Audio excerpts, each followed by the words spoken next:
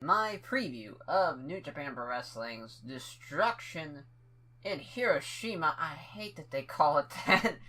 Upcoming show, one of the three Destruction shows, as the IWGP Heavyweight Championship is on the line, the main event. Before we get to that match, let's start with the opener. 6-man junior tag match. We got Kushida, Tiger Mask, and Jushin Thunder Liger, the Lion Mark team, taking on Sho, Yo, and Rocker Roppongi 3K. Of course, representing Chaos. A lot of different interesting pieces here. I don't think Sho and Yo are going to lose to Tiger Mask and Jushin Liger team, but of course, Kushida, though, he's in that junior heavyweight tournament. That's going to be throughout the Destruction shows as well. As, really, a lot of... I'm leaning towards Roppongi 3K getting the win here. I'll say Sho beats Tiger Mask. He hits a package pile driver and pins him for the win there. That's going to be a fun little match. I enjoy the junior teams, and sure, even though you got the guy like Liger and Tiger Mask and it's kind of the older guard, it's still going to be a fun little 6-man to open up the show. Next match, singles match, a rematch from the G1 Climax Finals. We got Toa Hanare taking on Bad Luck Fale. Yeah, Fale's going to beat him. I don't think Hanare is going to beat Bad Luck Fale here. I think it's still a little too early in his young lion stint to get a big win there. They could tease him joining Bullet Club. It's a little too early, I think, to have another guy come in there. Especially Hanare still younger down the line. I could see maybe at like a New Year's Dash next year, or even later on in 2019, him joining a stable or a faction. But right now, I think he'll stay right where he is. He'll lose to Bad Luck Fale here, though, pretty much. Probably one-sided. Don't think Hanare's going to get any big offense in. As the next match, tag match, we got Ayoto Yoshida and Michael Elgin taking on Killer Elite Squad. Killer Elite Squad are going to kill Yoshida. And this is, Yoshida's going to take the fall on either David Boy Smith Jr. or Lance Archer. He might even take the Killer Bomb just as a combo move and get pinned by one of the two guys. As, there's no faith in the Michael Elgin, Ayato Yoshida team getting a win here in that tag match. Just, no way. There's no way at all. As we got another 6-man tag match as Will Ospreay, Chuck Taylor, and Beretta taking on Chase Owens, Yujiro Takahashi, and Kota Ibushi. A little Chaos Bullet Club 6-man here. Obviously, Will Ospreay and Kota Ibushi. Will Ospreay's been promoted on Twitter that he wants Ibushi. And, of course, those two are in a tag match at the Road to Destruction show with Ospreay and Ishii taking on Omega and Ibushi. As, they're kind of building towards their thing. They don't have a singles match yet on this tour, but at, like, a King of Pro Wrestling or even the United States Fighting Spirit Unleashed show, they could do something, a singles match or something like that. Even though Ospreay's a junior, they can make it like a non-sanctioned. I would save it for Wrestle Kingdom if that would be me, just to make it a special attraction match. But then Ibushi would just have back-to-back special attraction matches at Wrestle Kingdom. It kind of suck for him, but he's in an odd spot because obviously he's a freelancer still. He's not going to be tied for New Japan forever. Do you give him the ball even though he's the fucking man? They kind of were at this point years back, 4 or 5 years ago, and they they let him win the cup, took on Styles in the main event of Invasion Attack, and just, I don't see him ever again. That's kind of why him winning the G1 Climax, I just didn't think would be happening. It wouldn't be possible just because they wouldn't let a freelancer, they wouldn't give him such a big spot on a Wrestle Kingdom show. So there, we'll see how that goes. Chuck Taylor, of course, and Chucky T and Beretta. Nice to see them on a New Japan show. Yeah, of course. As next match, we have a never open weight 6-man tag team championship matchup as the champs Taiji Shimori, Tonga Loa, and Tama Tonga Grills of Destiny taking on Ryusuke Taguchi, David Finlay, and Juice Robinson. Little Taguchi Japan Bullet Club Firing Squad action here, as I'll say the champs retain. It's really a 50-50 thing for these never openweight 6-man belts, but fuck it. That is what it is. it's we got some good guys in there. We got Juice, Rasuke Taguchi, Ishimori.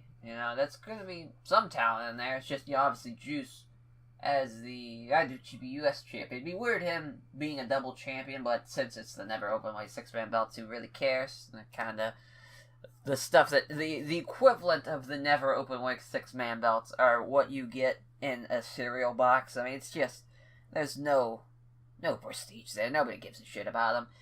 So there, it could go either way for all I care. It being even 5th on this 9-match card is still kind of like a joke, because it's the equivalent of like house show belts. It's just, who cares? As the next match, this should not be way up here. This 6-man tag match is Geto, Toru Yano, and Hiroki Goto taking on Yoshinobu Kanemaru, Iizuka, and Taichi. Fuck, this is gonna be bad. Iizuka on the 6th match of a 9-match card is not good. Not a good idea at all. This is very, obviously chaos, Suzuki Gun action. But, chaos he's had. So we've had a chaos team take on a Lion Mark team, a Bullet Club team, and now a Suzuki Gun team. They're kind of all over the place with kind of where they're focused on, where really Suzuki Gun and LIJ, they're kind of focused on each other for the most part, with Naito and Suzuki coming up, having their singles match at the next Destruction show. So here, this match just seemed out of place. Obviously, with a guy like Toru Yano, a guy like Iizuka, and Kanemaru, guys who do very, very little. And it's just, I'm not excited. I'm not looking forward to this match at all. God bless Taichi, though. Hope he does well. Hope Goto does well. And hopefully it's just short. That's all you can ask for there. As far as predictions, I'll say Yano gets a roll-up win on Kanemaru. Just fuck it. The next match, we got a 8-man tag, 4v4, LIJ, Suzuki Gun, we got Bushi, Sanada, Evil, Naito taking on Desperado, Taka Michinoku, Zack Sabre Jr., and Minoru Suzuki.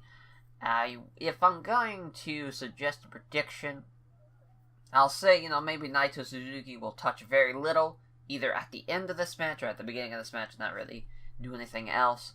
As far as pinning and who's going to take the fall here, Evil and Sanada and Bushi, and they kind of basically, that's not Naito and Suzuki in this match.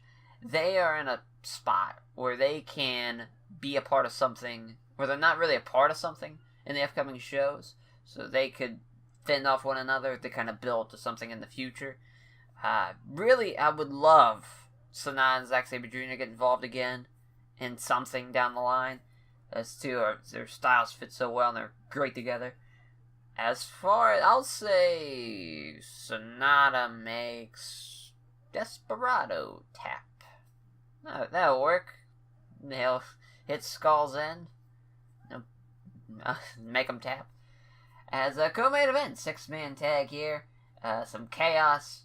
Lion Mark team here as Tomo Akiyama, Togi Makabe, and Roshi Tanahashi taking on Jay White, Yoshihashi, and Kazuchika Okada. Of course, with Tanahashi and Okada at the last Destruction show, they'll be having their match for the briefcase to go on to the main event of Wrestle Kingdom. This is, Tanahashi and Okada going to be, again, it's going to be more focused on what Jay White's going to do. Interested to see how this plays in for him going forward. He had a big G1 for him, especially for someone who just debuted in the G1. Getting 10 plus points. And, he was in a bigger name blocks with the, the Tanahashis and Okadas. He, obviously he lost his US title to Juice at the US show. And now it's kind of like, what do you go from here going into Wrestle Kingdom? Because you could either, hopefully he doesn't get thrown into like the never 6-man open weight championship matchup at Wrestle Kingdom. Hopefully he gets a bigger match, either a US or an Intercontinental Championship type of matchup. So here, with Hanma just coming back from his injury, and Makabe, he's usually teaming with Hanma as GPH. So it's kind of interesting to see how these guys kind of intertwine together as far as moving forward. I'll say Jay White pins Makabe just to kind of give Chaos a bit of a win here, as you know they've kind of taken a couple of falls. Now, well, actually, I think I had Chaos winning all their matches. Besides, didn't really name a prediction for the fourth match for Ospreay, Chuck Taylor, Beretta, and taking on Owens, Yujiro Takahashi, and Kota Ibushi. So I really, Chaos being so over on this card, I could see Tanahashi pinning Yoshihashi or something, kind of looking strong towards his match with Okada. Either way, though, kind of a co-main event. As the main event, though, nothing about it, nothing dull or dry about this match. We got the IWGP Heavyweight Championship on the line. The Stone Pitbull, Tomohiro Ishii, taking on Kenny Omega. Big time matchup here.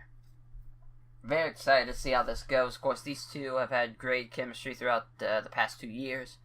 Last year they had their best of 3 series, I like to call it, with a lot of the not so bigger shows of New Japan, and now they have a Destruction show. They had a great match at the G1. I think what made it so great was the upset win by Ishii, taking, stopping the winning streak of Omega. And here, sure, Omega's gonna beat him. It's pretty obvious. And they're not gonna give the IWGP Heavyweight Championship to a 42-year-old man and Tomohiro Ishii just right off the bat, who's never really had anything past a never open weight title reign. But this is, he's fucking earned it. We all know it. He's had an incredible 2018. He's had great stuff, basically, from when he burst onto the never open weight and kind of into the singles run into 2013 in New Japan. And ever since then, really, he's been the most underrated guy, a lot of people say, in the wrestling world throughout that time. And now he's finally getting a big-time title shot. He beat Kazuchika Okada when he was the IWGP Heavyweight Champion 2 years ago at the 2016, the 26 G1 Climax, and he never really got his title shot from Okada after that. So here he beats the champ, and now he finally gets his title shot. Obviously this is going to be awesome to see how the crowd reacts. I hope they're kind of in Ishii's corner. They kind of get behind the underdog, but who knows? Omega's been pretty over with the Japanese audiences, and it is in Hiroshima, and that's kind of a bigger crowd for New Japan, so there could be a lot of pro-Ishii guys. Really has to just see what happens going into it, but this is very excited to see it. It's going to be hard to top the G1 match, just because of the implications of that match, and kind of here going into it, you're like, okay, Omega's gonna beat him. It's kind of the going over into predictions, you're just like, oh, it's gonna be a layup for him. You're not really gonna be surprised if he loses or anything, but it still can be a great match if you believe the story, if you kind of believe in Tomohiro Ishii being the underdog and getting the upset win over him, but it's probably not going to happen. But hopefully that doesn't take away from your viewing of the match, because it's going to be fucking awesome. But that will do it for this preview of New Japan Pro Wrestling's Destruction in Hiroshima show. Cannot wait for the show. Hope to see you guys there for the review of the New Japan Pro Wrestling Destruction in Hiroshima show. Take care.